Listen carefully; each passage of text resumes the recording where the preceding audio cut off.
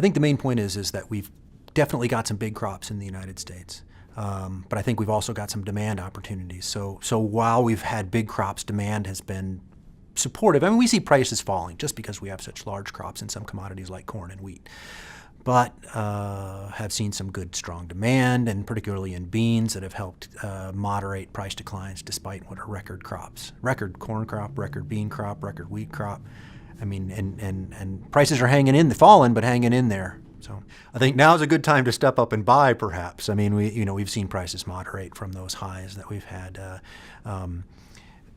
We're certainly off the highs that we had around 2012 for all these commodities. We're off those highs, and so commodity prices have gotten reasonably inexpensive. So, but clearly there's demand out there. We are here to supply that commodity. When the South Americans don't have the crop, we're able to say, hey, but we do, and we're willing to ship it and take care of business. Producers are going to have some challenges in this coming year, deciding what to plant, when to plant, how much to plant. But I think overall they're going to have to be making some decisions on margins are going to be tighter, so they're going to be paying more attention to their marketing and several other aspects like that.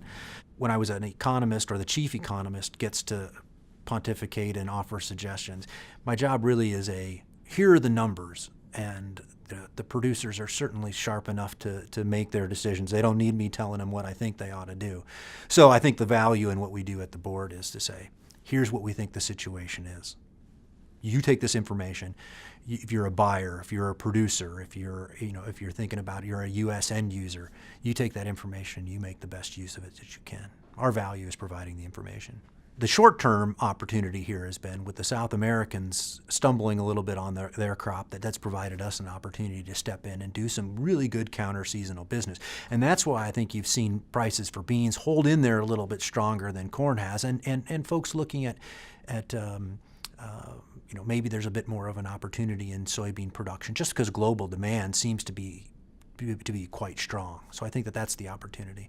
I think we're a consistent supplier, and now with the South American crop being larger than ours, when you combine the two countries together, we have to play off each other, and it's a good synergy in terms of the buyer knows there's going to be supplies. They won't have to wait long, and we can both share in that growing market.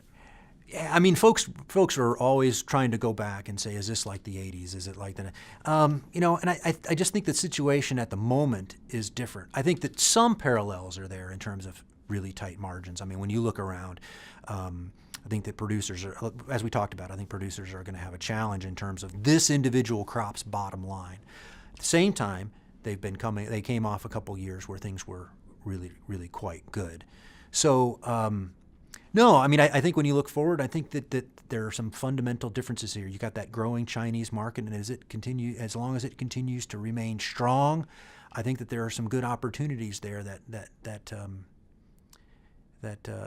provide some support for the market. So I don't want to go back and compare this to the 80s. I don't want to do that. And certainly in a stocks-to-use sense, we're nowhere near where we were in the late 90s. Hey, we're out there providing the information for you, the best information we can at USDA.